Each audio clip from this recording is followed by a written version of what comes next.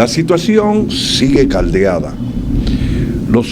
El grupo del G7 de Europa dicen que no van a pagar el gas ruso en rublo. Rusia dice que lo va a desconectar. Por otro lado, el gobernador del Banco Central de Inglaterra dice que la inflación va a ser más grande que en la década de los 70. Vamos a ver todas estas informaciones de cómo está golpeando la inflación a las diferentes naciones y cuáles son las más beneficiadas de esta crisis y la posibilidad de que surja otro nuevo bloque.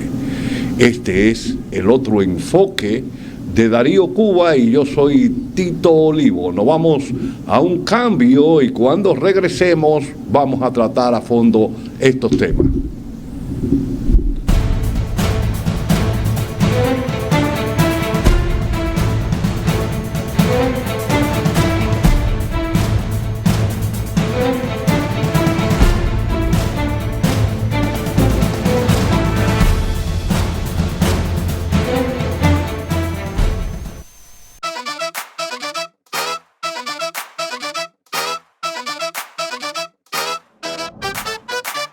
Se sentirá tu negocio cuando le pongas pilas nuevas. Ya está aquí Expo Fomenta Pymes Banreservas. Aprovecha tasas desde 7.95%, ofertas en comercios aliados, talleres de educación financiera y mucho más. Expo Fomenta Pymes hasta el 30 de abril. Más información en banreservas.com. Banreservas, el banco de todos los dominicanos. Libre, para poder pagar la uni desde donde esté. Libre para checar que me pagaron sin gastar mi internet. Y para hacer mis transferencias sin tener que estar buscando Wi-Fi. Para poder ver lo que tengo en mi cuenta sin que se me acabe la recarga. Ay, sí, lo fácil que es de usar. Sí, hemos liberado nuestra app Banreservas del consumo de datos para que aproveches todos sus beneficios tengas o no tengas internet, haya o no Wi-Fi y sin consumir tu recarga. Bájala, úsala y resuelve. App Banreservas, tu banco fuera del banco. Banreservas, el banco de todos los dominicanos.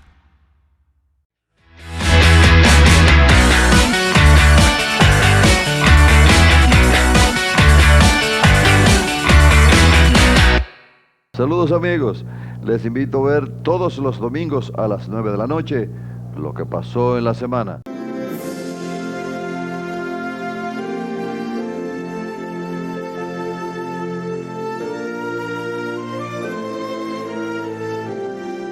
Esta revista informativa con los temas nacionales e internacionales, reportajes interesantísimos.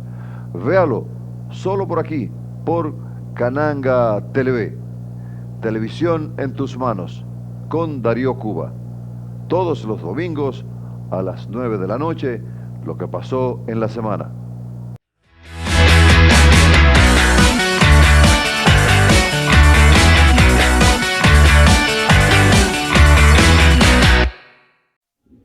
¿Qué tal amigos? Soy Juan Esteban Inver para invitarle todos los días de 5 a 6 de la tarde a que no se pierdan Deporte Total RD.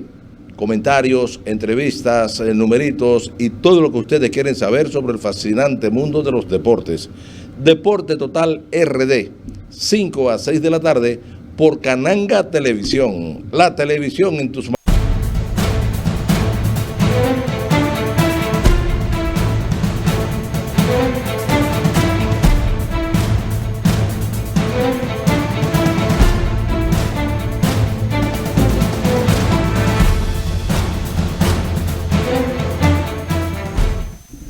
Este espacio se transmite todos los días de lunes a jueves a las 9 de la noche. Usted sintoniza cananga.tv a las 9 de la noche, hora de República Dominicana, y usted va a estar recibiendo nuestra propuesta.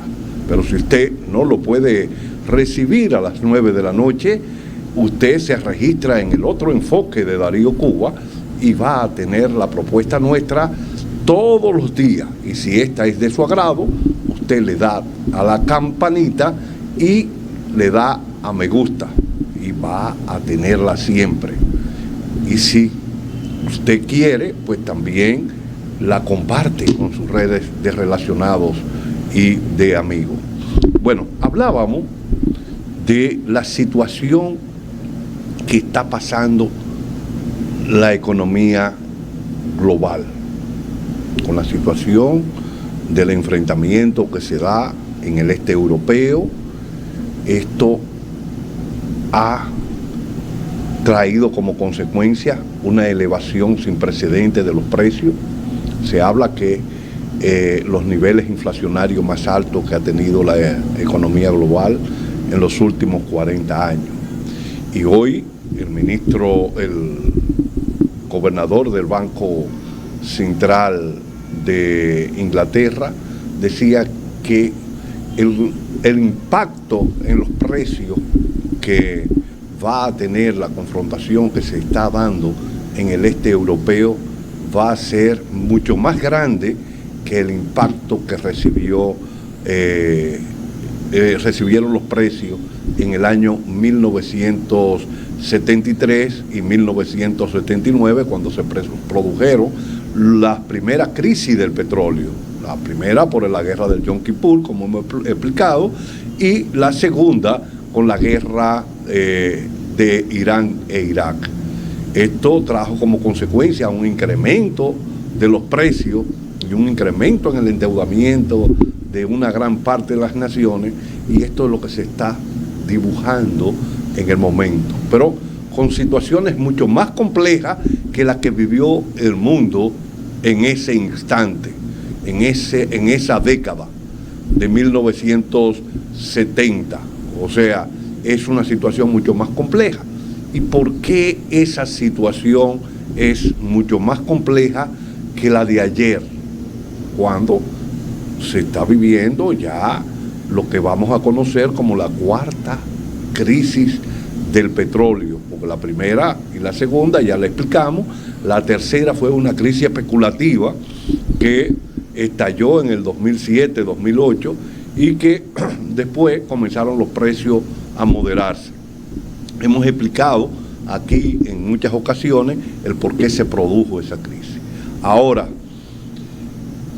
la crisis que se está dando, o sea, el enfrentamiento, no es solamente una guerra caliente en el este europeo entre Ucrania y Rusia. Ucrania, que quería entrar a la OTAN, y Rusia, que no quería que Ucrania entrara a la OTAN para no vivir la experiencia que vivió Yugoslavia o que han vivido otras naciones cuando han sido atacadas por la OTAN, como el caso de Irak, el caso de Libia, el mismo caso de Siria, donde los rusos tuvieron que intervenir en favor de Siria para que no fuera derrocada, como pasó con Irak y como pasó con Libia. Entonces, ante ese escenario que se va presentando, se había dado anteriormente a esto la crisis de los subprimes en el 2007. Esa fue una crisis especulativa donde los norteamericanos para enfrentar, y los europeos para enfrentar esa crisis, se fueron a lo que se va a conocer como flexibilización cuantitativa. Y es la tasa de interés que tiene el gobierno norteamericano y los gobiernos europeos cercana a cero para financiar la banca de sus naciones y evitar el colapso de esos bancos, esos grandes bancos difíciles de quebrar. Esta situación no creó niveles inflacionarios en ese momento porque gran parte de la industria norteamericana y de europea se establecieron en Asia, principalmente la de desarrollo tecnológico, y esto era buscando mano de obra mucho más barata. O sea, si tú pagas menos, tu coste de producción son mucho más bajos. Eso era por un lado. Pero por el otro, tratar, como hemos dicho, de salvar el sistema financiero. Entonces, ¿qué hacía ese sistema financiero para operar? En vez de introducir ese dinero en el torrente circulatorio de circulación de la economía y mover ese dinero que entonces sí hubiese creado inflación, porque iba directamente al sector productivo. Para que ustedes tengan una idea, ustedes cogen $1 millón o 1 millón de pesos, o 1 millón de euros, o 1 millón de rublos, y se lo destinan a gente que no tienen dinero. Esa gente inmediatamente van a comprar bienes. Si la productividad interna no es lo suficientemente amplia para producir esos bienes, se tiene que ir a la importación. Y te deprecia tu moneda y encarece la divisa de donde tú estás trayendo esas importaciones. Y eso crea inflación al interior de la economía. Bueno, como no lo llevaban a la circulación, sino que se les entregaba a los bancos, y los bancos se iban a la bolsa de valores. En la bolsa de valores compraban las acciones que estaban relacionadas con las empresas, con esos bancos, o sea, empresas relacionadas a los bancos, que los bancos, los dueños de los bancos tenían acciones, o el mismo banco tenía acciones en esa empresa, que eso no se permitía hasta los felices 90, porque después de la crisis del año 1929, a partir de la década de los 30, se crearon una serie de leyes para evitar esta situación, leyes como la de Glass-Steagall, que impedían que los bancos de segundo piso pudieran adquirir acciones en los bancos de primer piso para evitar esa situación de especulación que se da en la economía. Pero todo eso comenzó a desmontarse con Clinton y siguió desmontándose. Bueno, ya se había iniciado con Ronald Reagan y se prolongó, se profundizó más con Clinton, y ya para enfrentar esa situación en el 2007 se eliminaron todas las barreras y todo esto, y esto permitió que la banca comenzara a comprar acciones de ella misma en la bolsa. Los beneficios que tenían no era por la operación, sino era por el incremento que se iban dando en las acciones vinculadas, porque si había un torrente de inversión de billones de dólares o millones de dólares en las acciones de una empresa tal, pues todo el mundo quería comprar esas acciones y ellos retiraban la diferencia. Si estaban a $10 cada acción y tenían 1 millón de acción y esa acción pasaba, esas acciones pasaban a $50, pero ya ellos estaban ganando $40 millones. Pero así se iba extendiendo esta situación y se iba generando grandes beneficios para el gran capital, mientras las empresas estaban produciendo, el desarrollo tecnológico era amplio, se da la crisis y comienza a moderarse. Pero dentro de ya, cuando va creciendo el nivel de deuda y que esta deuda ya rondaba los $200 billones, se llega a la crisis del coronavirus.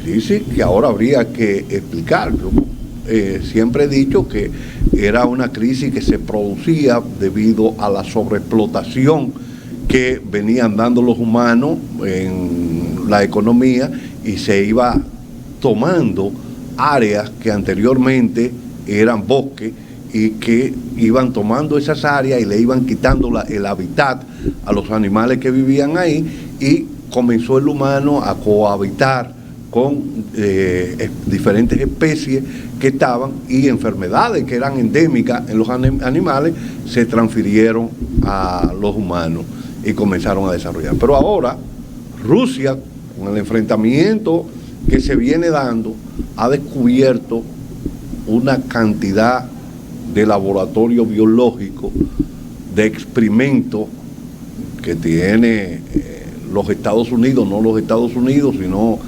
básicamente el ejército y la defensa de Estados Unidos en territorio de Ucrania, y ahí se estaba manejando coronavirus y una serie de materiales biológicos que Rusia en el día de hoy, lo que lo pueden ver en Sputnik, pueden ver que dice que cuando la humanidad se entere de los experimentos que estaba haciendo Estados Unidos con humanos, ahí se va a dar cuenta que ellos tienen toda una política hitleriana del desarrollo de la utilización de los humanos para experimentos, o sea, la utilización del experimento humano o de la tecnología para experimentar con humanos.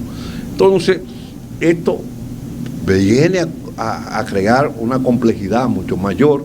Por eso China en la ONU ha planteado que la ONU, que ha sido muy permisible con Estados Unidos, porque los norteamericanos tiraron 2 bombas atómicas,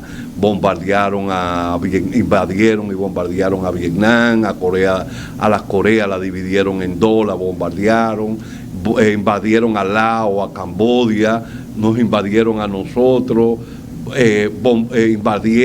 bombardearon a Irak, invadieron a Libia y la bombardearon.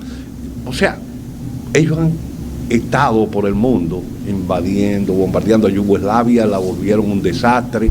Entonces, ahora ellos se oponen a que Rusia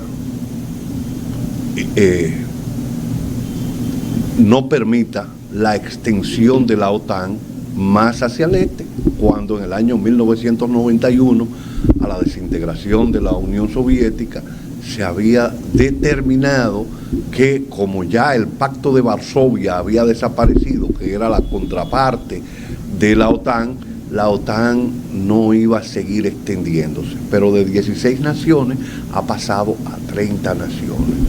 Entonces, los niveles de conflictividad han sido grandes y encuentran al mundo con una deuda de alrededor de 300 billones de dólares, billones y trillones en la moneda norteamericana, pero con una inflación que venía después del coronavirus creciendo. Se decía que Estados Unidos había llegado a 7.7 en enero, principios de febrero, antes del impacto del enfrentamiento que han tenido los rusos con Ucrania, y se prevé que esa inflación hoy debe andar por encima del 7.9 que ellos han dicho finalmente. Ahora, ¿qué situación se da en la economía global para crear, como dice el gobernador del Banco Central de Inglaterra? Bueno,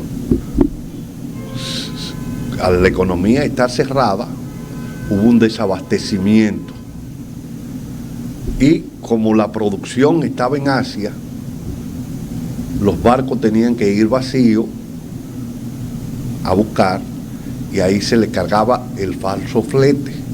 El falso flete o el flete muerto es el flete del barco vacío que estaba desde aquí para ir a buscar el producto a China, o el barco que está en China que va a venir con los furgones para acá pero que se va a ir vacío. Entonces eso fue incrementando, pero también hay la incrementación especulativa. No todos los barcos entraron al mismo tiempo. Entonces los barcos que estaban en operación, porque no todos estaban en condiciones de operatividad, muchos tenían el problema de personal que había estado enfermo, que estaba en cuarentena, un sinnúmero de cosas que reducía la cantidad, y eso hacía que ya no solamente era el falso flete, sino que era un flete especulativo, y fletes que costaban $1.500 de furgones hacia acá o hacia diferentes partes del área pasaron a costar hasta $9.000, y todo eso se metía dentro de el balón, dentro del costo del producto. Porque el que lo trae no te va a decir, no, mírame, yo voy a perder, no. En su estructura de costo, él saca y esa estructura de costo le da su precio, su estructura de precio, y va a vender al precio con sus márgenes de beneficio que él va a tener.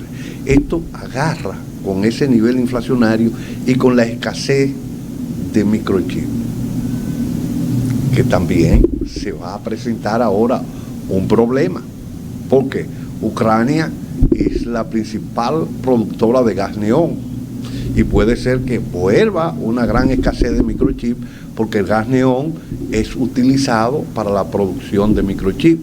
Entonces esto va, la situación se va poniendo un tanto compleja. Al ponerle las sanciones a Rusia, al sancionar a Rusia, los europeos se dieron un tiro en el pie. Entonces aquí vamos a ver quién es que se está beneficiando y quién es que se está perjudicando. Inicialmente, aquí, como dijimos en el inicio, hay varias guerras. Una guerra económica, una guerra caliente, que es la que se está enfrentando, y una guerra energética. En esa guerra energética está Estados Unidos metido. Estados Unidos no puede llevar el gas de ellos a Europa porque es un gas muy costoso. Lo primero es que es de Quito, y el gas de Quito, como el petróleo de Quito, es sumamente caro, así como es sumamente contaminante. Yo no sé cómo Biden, que se dice defensor del medio ambiente y de las energías renovables, ha planteado la utilización del gas de Quito y del petróleo de Quito para hacerle frente a esta situación. Entonces, es un gas costoso en su explotación, porque el de Rusia mana en forma natural y lo extraen del Báltico por allá y lo pasan por el Nord Stream, lo pasan por Ucrania y lo llevan a Europa. Es un gas mucho más barato. Pero el gas de Quito, después que tú lo extraes en Estados Unidos, tiene que licuarlo. Entonces, ese tiene que tener una planta de licuefacción. Eso tiene un costo. Tiene que licuar ese gas. Entonces, ese gas tú tienes que transportarlo y llevarlo a destino. En el destino tiene otro costo cuando tú lo desembarcas. ¿Y cuál es el otro costo? Que es, al llevarlo como líquido para poderlo transportar, tú tienes que volverlo a regasificar. Y tienes que tener una regasificadora y cuesta. Alemania no tiene regasificadora. Sí, España está en mejores condiciones y tiene 7 regasificadoras que hizo unas inversiones en un momento determinado. No sé si bien o mal para ese momento, pero ahora le puede servir. Aunque España es la que menos depende del gas ruso, pero es la que hasta ahora ha llevado los impactos inflacionarios mucho mayor y la mayor desestabilización social, porque ha habido huelga de camioneros, ha habido desabastecimiento en los mercados, ha habido enfrentamiento con los productores y todo esto. Entonces, vamos analizando cuál ha sido la situación que ha vivido y se está viviendo en Europa.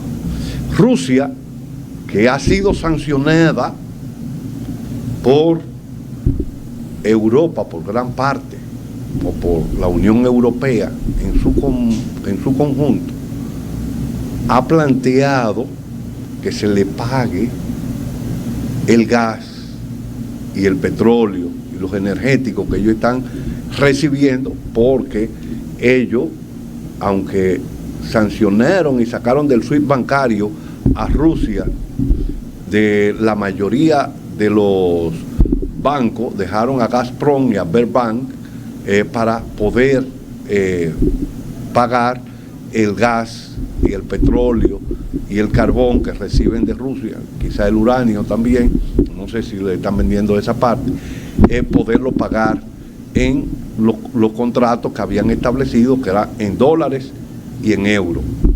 Rusia hace 2 días determinó que no va a recibir esos pagos en dólares ni en euros, que hay que pagárselo en rublo.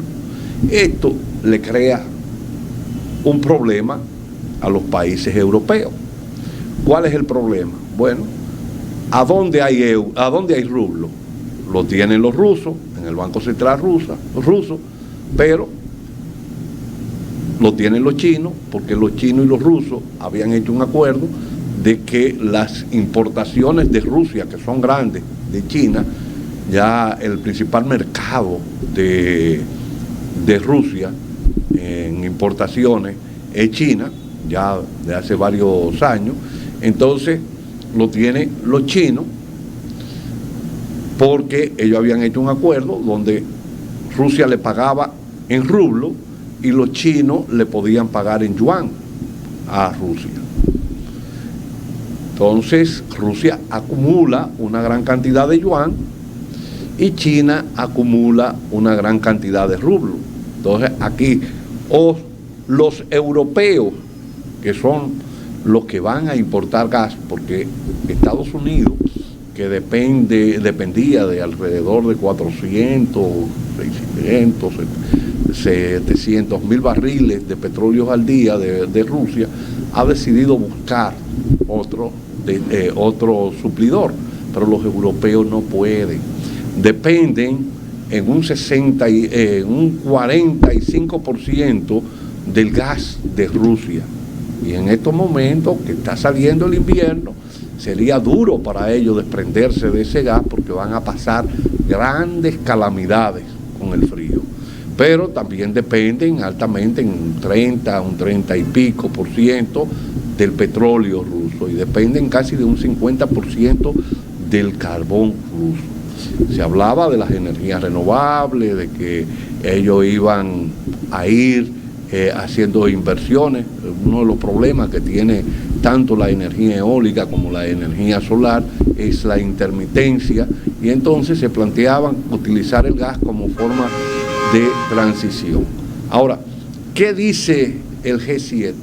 El G7 dice, por un lado, que los contratos que ellos tienen con Rusia es contratos que están firmados para ser pagados en euros o en dólares, y que ellos se niegan a recibir, a pagar el petróleo o el gas o el carbón en rublo. ¿Por qué? Porque o ellos le compran a Rusia y tienen que romper el acuerdo, o se van a China a buscar el rublo, porque China tiene rublo, pero van a tener que comprar yuan. Eso le va a causar una depreciación monetaria del euro y el dólar, pero principalmente del euro con relación a China. El yuan se va a apreciar, lo que le va a incrementar el coste de producción a China, pero China va a moderar esa elevación del costo de producción por el yuan, por el alza del yuan, la apreciación del yuan, porque Rusia le está vendiendo el gas, el petróleo y el carbón a China con grandes descuentos, con descuentos de 20, 25 dólares la tonelada, y esto, o el barril, también en el caso de petróleo, y esto le permite una reducción de costos a China con relación a Europa y con relación a Estados Unidos, y le plantea ser mucho más eficiente, porque recuerden, hemos explicado que la energía cruza verticalmente todo el proceso productivo, va desde la transportación hasta la producción y volver a transportar interna y externamente. O sea, hay todos los procesos que se van dando, y esto modera. Aquí están ellos ante una situación de ver qué es lo que van a hacer. Rusia, si le dicen, bueno, ustedes no quieren pagarme en rublo, yo les cierro el gas. ¿Y por qué dice Rusia que cierra el gas? O que le quita el petróleo, o que le quita el carbón. Dice, sí, yo no estoy violando el contrato. Ustedes me han puesto sanciones unilaterales a mí, que no me permiten a mí comercializar con las divisas de ustedes, y yo no hago nada con las divisas de ustedes. O ustedes me pagan en rublo, o no tienen ese carburante que ustedes necesitan. Entonces ha permitido que naciones que no han sido conflictivas con Rusia le puedan pagar o en oro, o que le puedan pagar en moneda digital o Bitcoin. Hay una diferencia entre la criptomoneda y la moneda digital. La moneda digital son aquellas que están respaldadas por un banco central o están respaldadas en oro, como el petroyuan de China, están respaldadas en oro y petróleo. Entonces esto le da un sustento. El Bitcoin y otra criptomoneda están respaldadas en las confianzas de las personas. Ellos emiten una cantidad de millones de monedas, y entonces a través del sistema blockchain las personas se van auditando ellas mismas y no se van entrando nuevas monedas, pero son monedas fiat, igual que lo es el dólar, igual que lo es el peso dominicano. ¿Por qué? Porque no tienen respaldo en nada. Entonces los rusos dicen, no, ustedes me pueden pagar, a mí me pueden pagar, aquellos que no hemos tenido niveles de conflictividad, me pueden pagar en yuan, me pueden pagar en criptomoneda, o me pueden pagar en cualquier moneda digital que sea reconocida, que no sea dólar ni sea euro. Y ustedes me pueden pagar también en oro. Entonces, ante esa situación se va complejizando más la situación y se va creando niveles de enfrentamiento y de inflación que van a llevar a la economía a una situación mucho más crítica que la que se vivió, y ahí estoy yo de acuerdo, en la década de los 70, con la estanflación que se dio, estancamiento económico con inflación. Ya, desde ya, las previsiones de crecimiento para la Unión Europea se han bajado alrededor de 2 puntos. O sea, se está diciendo que va a ser afectada por alrededor de 2 puntos. ¿Y quién? Bueno, decíamos que España se estaba perjudicando, una de las naciones que mayores niveles de enfrentamiento sociales ha tenido, y después le sigue Francia, ha sido España. Pero España ha venido tomando una serie de medidas que vamos a ver cómo esta medida, no sé qué va a hacer Pedro Sánchez, si lo van a terminar de hundir, o él va a encontrar una tabla salvadora. Pedro Sánchez cogió y reconoció el Sahara como de dominio de Marruecos. Esto lo enfrenta con Argelia.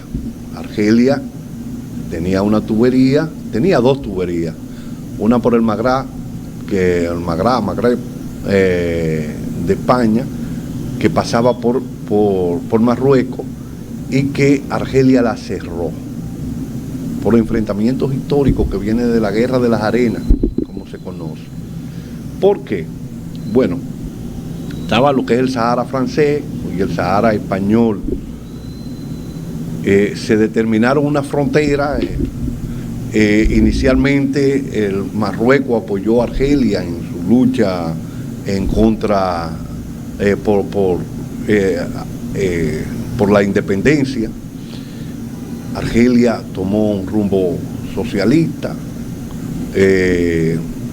Después, en la década de los 70, hubo un enfrentamiento por el tema de la frontera, de cómo Francia había determinado la frontera, y Marruecos recibió apoyo de una serie de naciones, pero Argelia recibió apoyo de Cuba, de Egipto, de Siria, entiendo, o sea, de un sinnúmero de naciones, y esa situación se mantenía.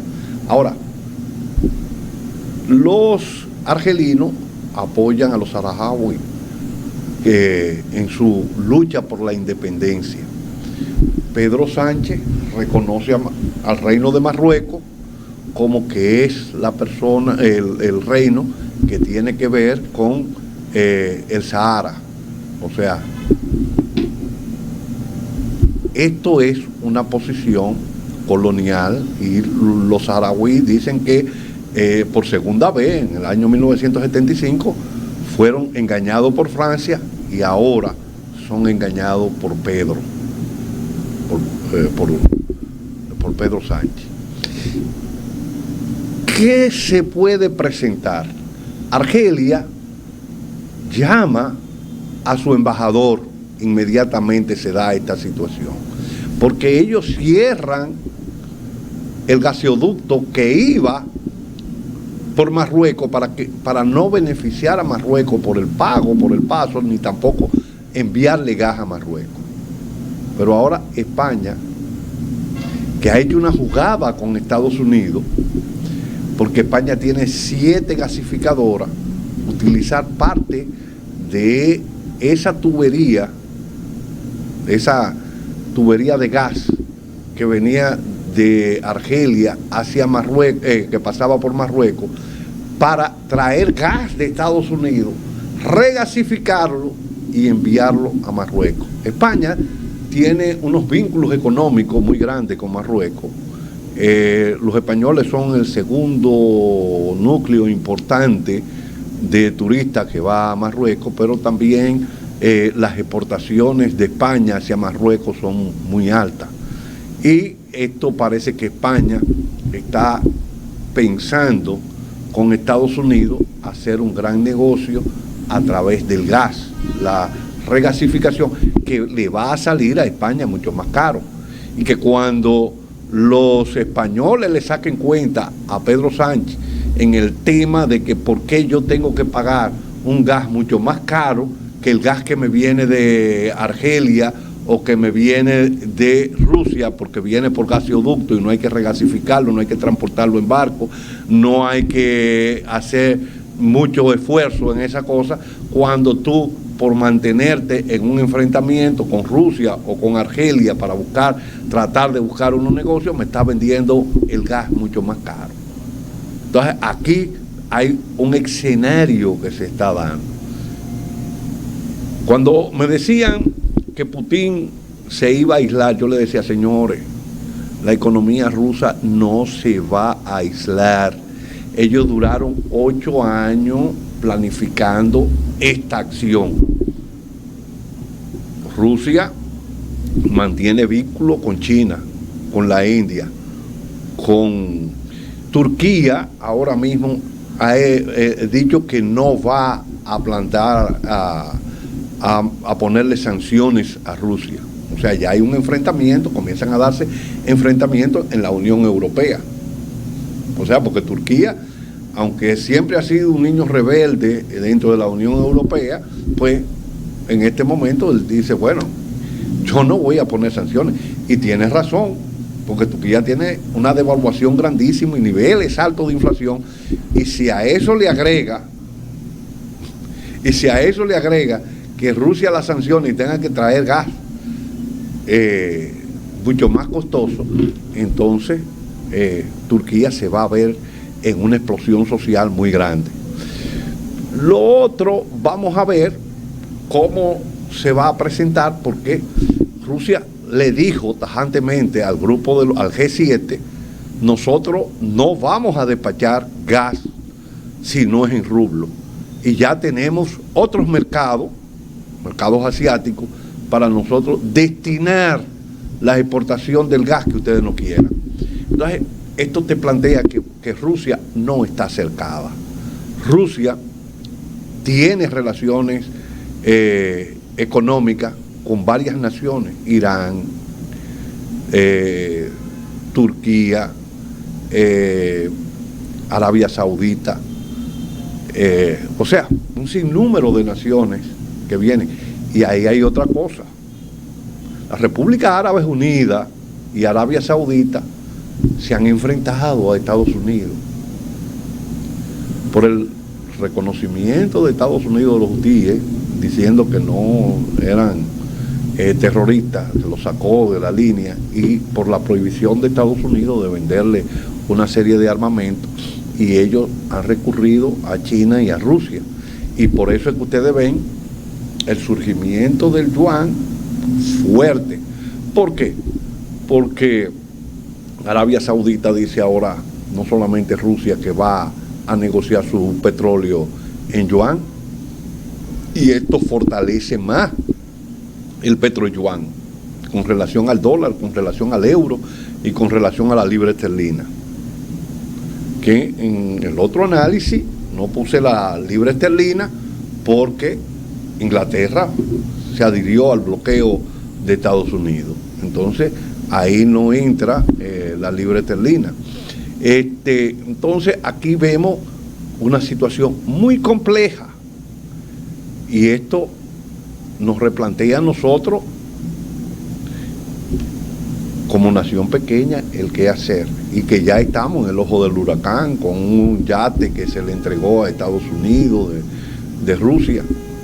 Esto nos puede crear a nosotros problemas. Nosotros estábamos recibiendo de Rusia alrededor de 180, 200 mil turistas, y cuando se haga la apertura, no es verdad que los turistas rusos o ucranianos, después de un control de la parte que se está planteando del Donbass, y que se va a hacer una Ucrania del este, o sea, así como está la Corea del Norte y Corea del Sur, la parte más prorrusa que está en todo el Donbass, que ahí está Lugansk, Donetsk, Odessa, que son donde se encuentran las principales, los principales yacimientos de petróleo y de gas de Ucrania, van a pasar a parte de esa población rusoparlante que está ahí, y la otra parte que está pegado a Polonia y a Europa, Alemania, por toda esa parte por ahí, va a pasar a mano de los ucranianos normales que se conocen, pero con la condición de desmilitarización de Ucrania, de que no va a poder utilizar armas. Y parece que las negociaciones vienen por ahí. Eso hay que esperar a ver cómo se va a desenvolver esa situación. Ahora, ¿qué nosotros tenemos que hacer? Nosotros somos dependientes de energía importada, grandes dependientes de energía importada. La mayor parte de energía que nosotros utilizamos vienen de fuera. Y si esta es cara, nuestro sistema de producción se nos dispara.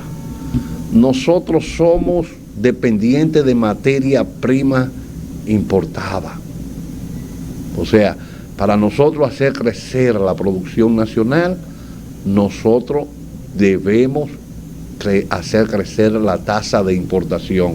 Por eso se dice que existe un amarre entre la tasa de crecimiento del producto y la tasa de crecimiento de la importación. Entonces, el qué hacer cuando tenemos esos dos renglones, y dependemos de las remesas y dependemos del turismo, que es un servicio.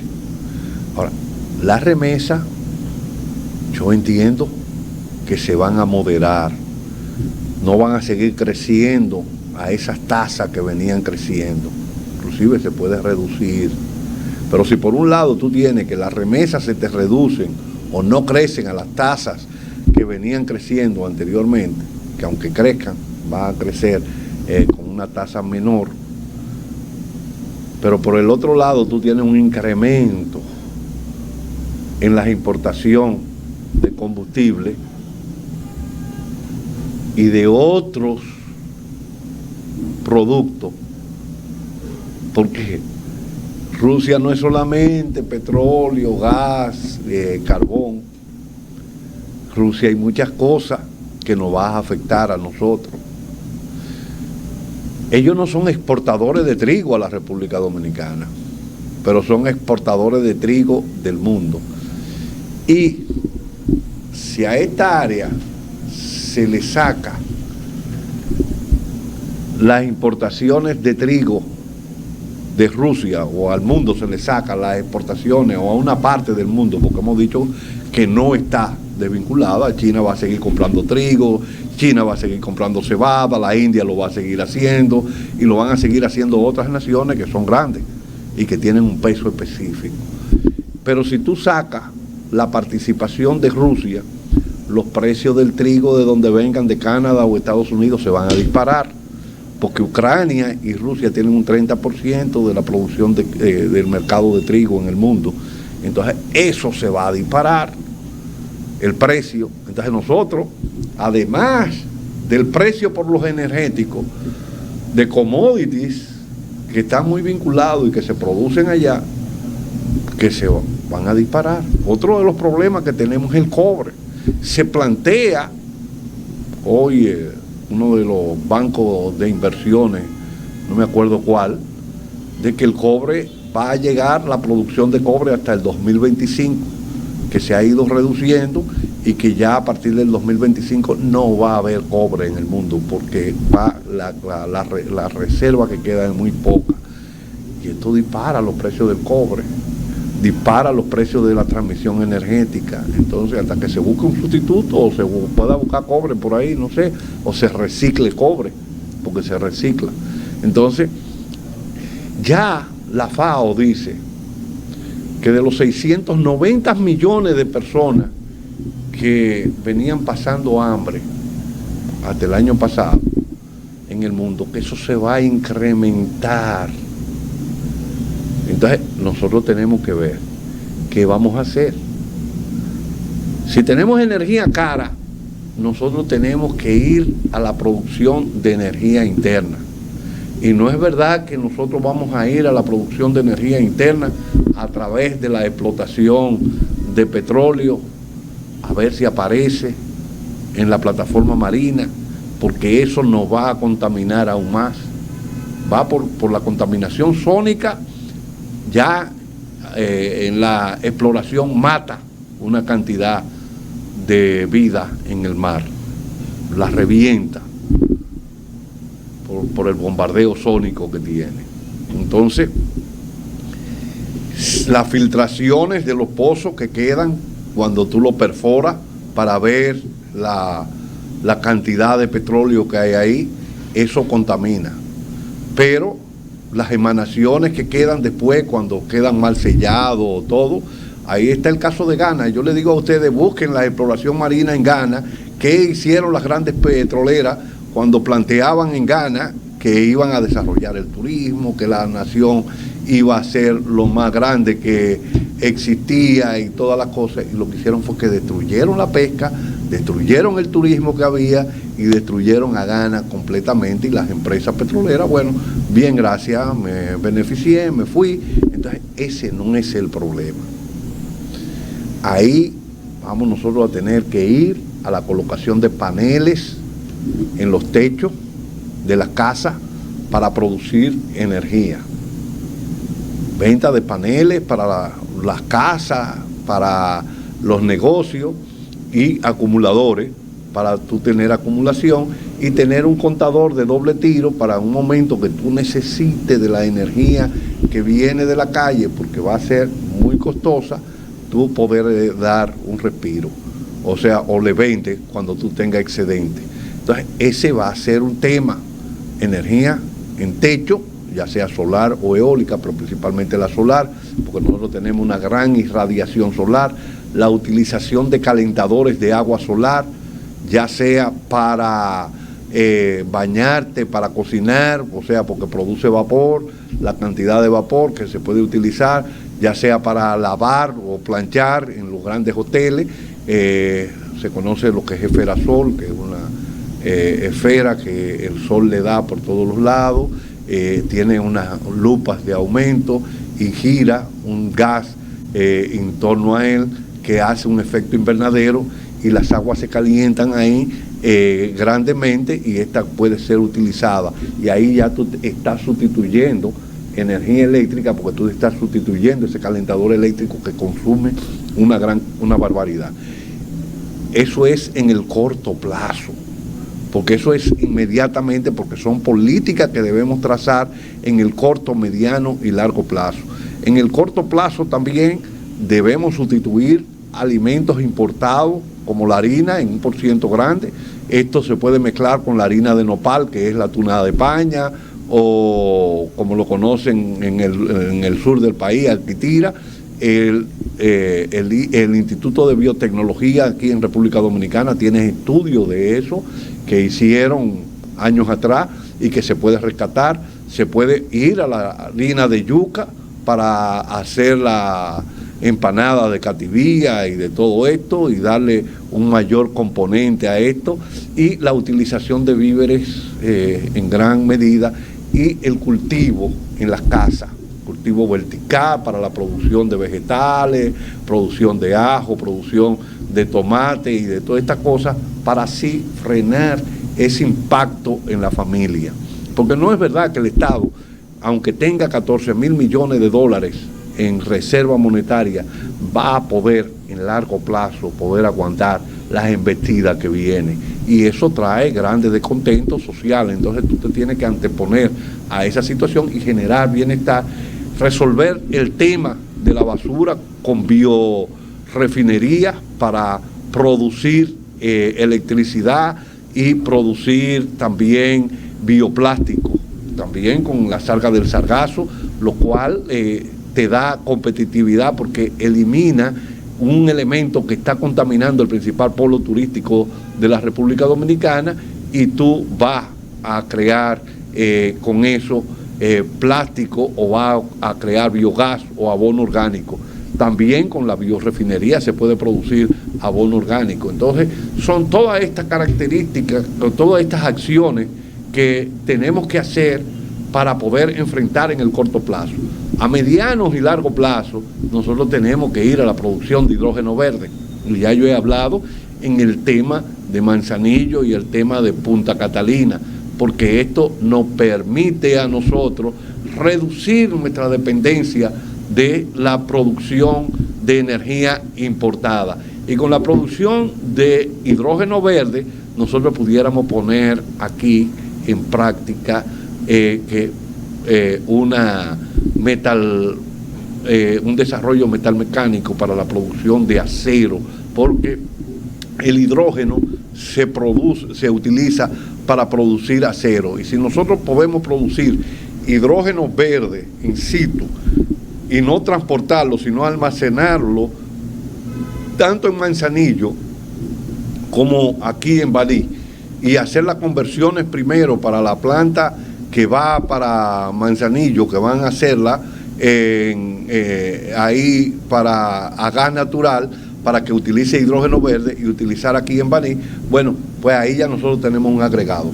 Hemos llegado al final de nuestro programa. Les decimos que todos los días, de lunes a jueves, usted a las 9 de la noche en su dispositivo inteligente, usted busca cananga.tv y usted va a recibir nuestra señal a donde quiera que usted esté. Pero si no lo puede recibir directamente, porque a las 9 de la noche, hora de República Dominicana, usted está ocupado, usted entonces se registra en el otro enfoque de Darío Cuba en YouTube y va a recibir nuestra propuesta. Muchas gracias y hasta mañana.